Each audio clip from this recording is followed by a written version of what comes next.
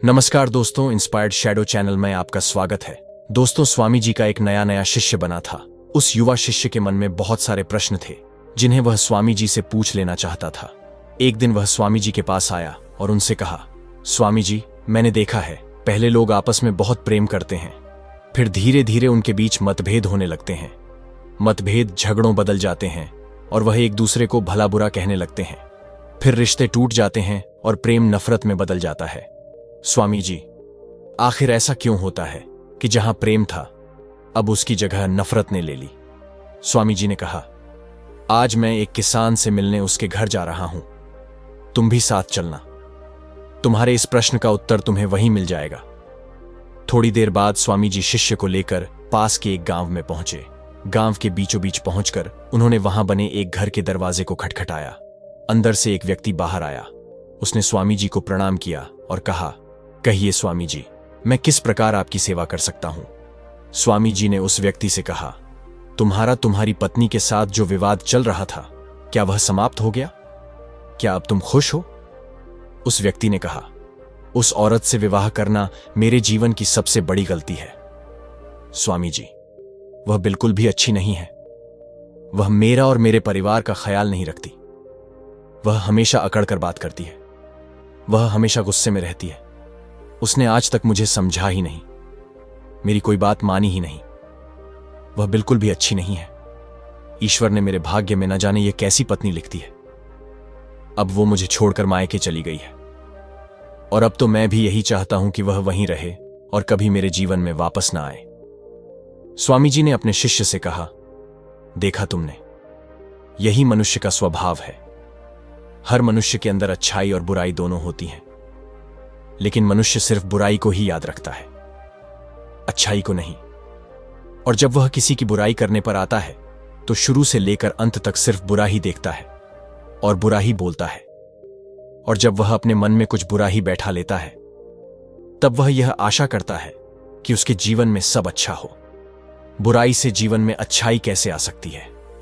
जीवन में अच्छाई लाने के लिए, सुख और शांति लाने के लिए हमें अच्छाई को तो देखना ही होगा।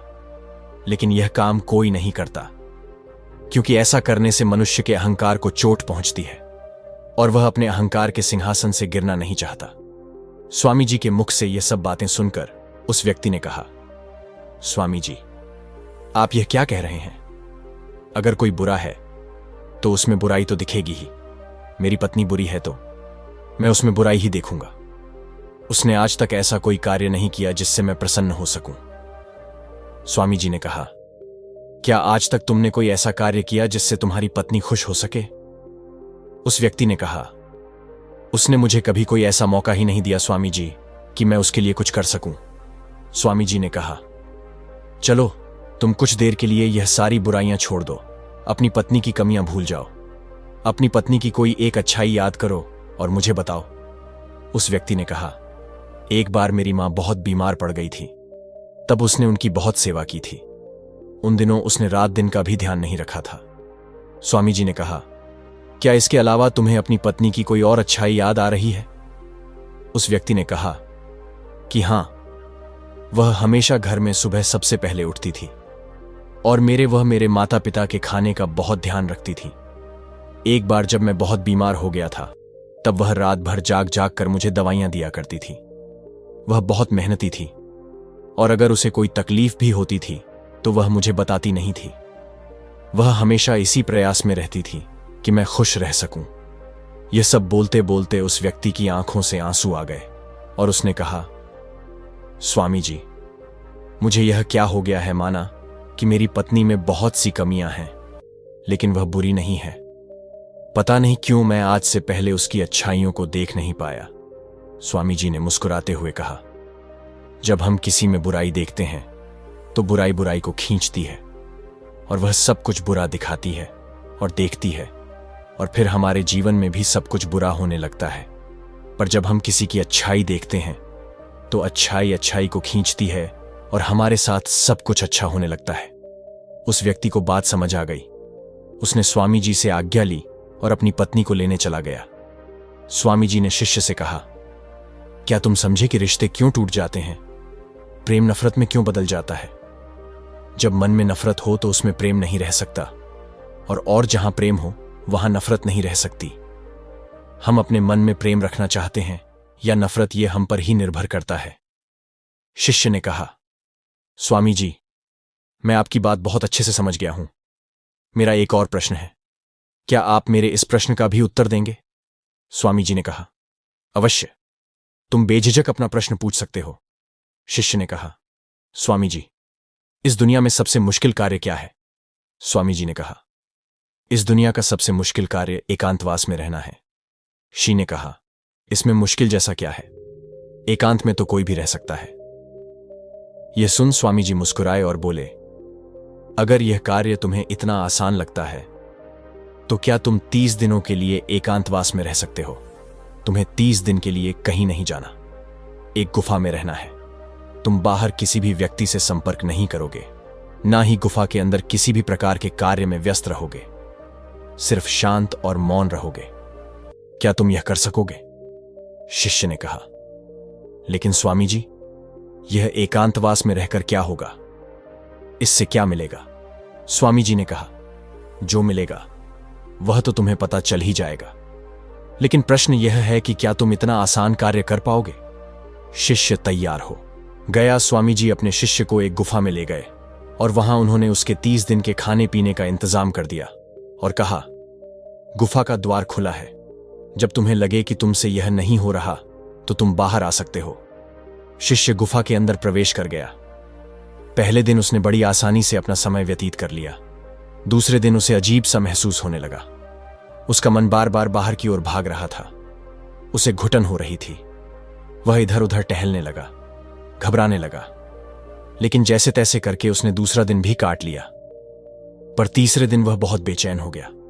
उसके मन में विचार आने लगे कि वह यह क्या बेकार का काम कर रहा है। बाहर पता नहीं क्या क्या हो रहा होगा और वह यहां गुफा में बैठा है। वह तीसरे दिन ही गुफा से बाहर आ गया और स्वामी जी के पास पहुंचा। शिष्य को देखते ही स्वामी जी मुस्कुराए और बोले, मैं तुम्हारा ही इंतजार कर रहा था। 30 दिन एकांत में रहने की बात हुई थी, तुम तो 3 दिन में ही बाहर आ गए। शिष्य ने कहा, पता नहीं स्वामी जी, पर मैं अंदर से बहुत अधिक बेचैन हो रहा था। बस बार बार बाहर जाने का मन कर रहा था। इन 3 दिनों में मैं एकांत भी नहीं साध पाया। मन में बहुत सारे विचार, भावनाएं, कल्पनाएं और बहुत कुछ चल रहा था। कोई मुझे जबरदस्ती बाहर की ओर खींच रहा था। स्वामी जी ने कहा, वह कोई और नहीं, तुम्हारा मन था। मन को एकांत पसंद ही नहीं है। वह हमेशा किसी दूसरे को ढूंढता रहता है, लेकिन जब उसे कोई दूसरा नहीं मिलता, कोई दूसरा दिखाई नहीं देता, तो वह बेचैन हो जाता है, क्योंकि उसका वजूद दूसरों से ही है। अगर दूसरे नहीं होंगे तो मन की शक्ति खत्म हो जाएगी और वह तुम पर से अपना नियंत्रण खोने लगेगा। इसीलिए वह जल्द से जल्द तुम्हें बाहर की ओर ले जाना चाहता था और तुम बाहर आ गए। शिष्य ने कहा, स्वामी जी, आप बिल्कुल ठीक कह रहे थे कि एकांतवास करना दुनिया का एक बहुत ही मुश्किल कार्य है। स्वामी जी ने कहा, तुमने यह नहीं पूछा कि इस दुनिया का सबसे आसान कार्य क्या है? शिष्य ने कहा, स्वामी जी, मेरे मन में यह प्रश्न भी था, लेकिन मैं पूछ नहीं पाया। स्वामी जी ने कहा, अगर इस दुनिया का सबसे मुश्किल कार्य एकांतवास है, तो इस दुनिया का सबसे आसान कार्य भी एकांतवास ही है। शिष्य ने कहा, आप यह कैसी विरोधाभासी बातें कर रहे हैं? स्वामी जी, मैं कुछ समझ नहीं पा रहा।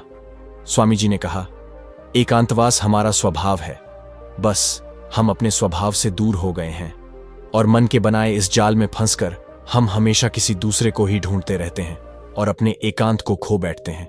एकांत को साधना नहीं पड़ता, बल्कि वही हमारा स्वभाव है। शिष्य ने कहा, अगर एकांत हमारा स्वभाव है और यह इतना आसान है, तो मैं क्यों 3 दिन में ही उस गुफा से बाहर आ गया? क्यों मुझे वहां रहना इतना मुश्किल लगा? क्यों वहां मुझे घुटन हो रही थी? क्यों मैं इतना बेचैन हो गया? स्वामी जी ने कहा, जब तक एकांत तुम्हां अंदर से उत्पन्न नहीं होगा, तब तक चाहे तुम किसी गुफा में बंद करके ही क्यों ना रखे जाओ, तुम एकांत में नहीं रहोगे। वहां भी तुम अपने आसपास भीड़ इकट्ठी कर लोगे और वह भीड़ तुम्हारे मन के भीतर होगी। इसके बाद स्वामी जी शिष्य को एक नदी के पास ले गए और कहा, इस नदी पर बांध बांधना हो तो तुम्हें कितना समय लगेगा? क्या तुम उसे आज के आज बांध सकते हो? शिष्य ने कहा, नहीं स्वामी जी, भला 1 दिन में यह कैसे संभव होगा? 2 दिन, 3 दिन या 4 दिन में भी नहीं होगा। इसमें तो बहुत समय लगेगा। पहले योजना बनानी होगी, फिर धीरे धीरे बांध की तैयारी होगी।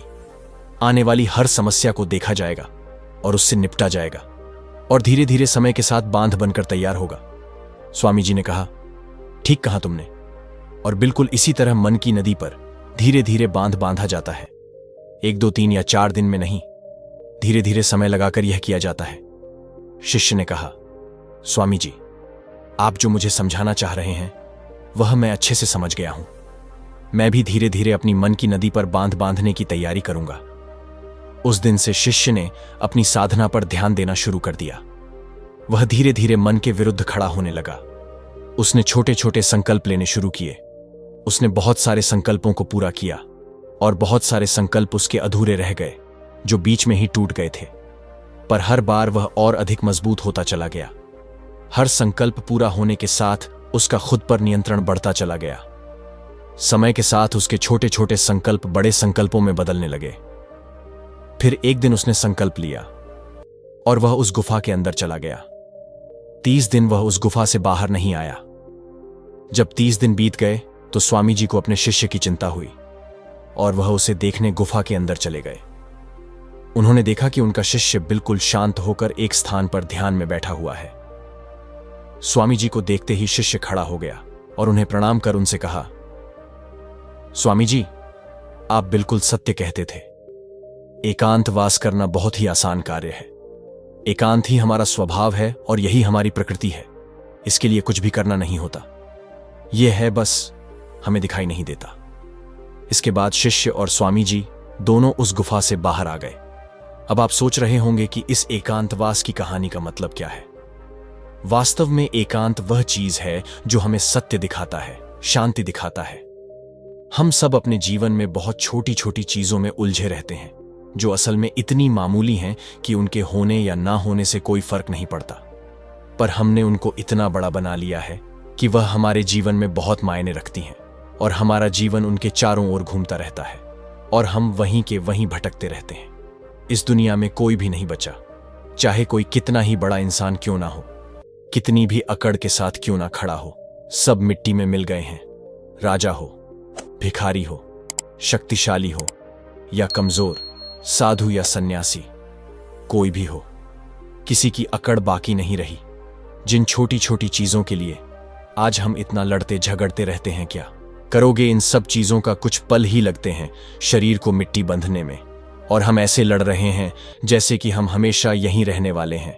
कुछ समय मिला है, बहुत कीमती है, उपयोग कर लो, कुछ सीख लो, कुछ जान लो, कुछ तो जीवन जी लो। सब कुछ जानते हुए भी हम कुछ नहीं जानते। बस यही हमारी विडंबना है, और यही हमारी बेहोशी है, और इसी से बाहर निकलने का नाम जागरण है। तो दोस्तों, उम्मीद है कि वीडियो पसंद आई होगी। अगर अच्छी लगी हो तो वीडियो को एक लाइक और इंस्पायर्ड शैडो चैनल को सब्सक्राइब भी कर लीजिए। मिलते हैं अगले वीडियो में, तब तक के लिए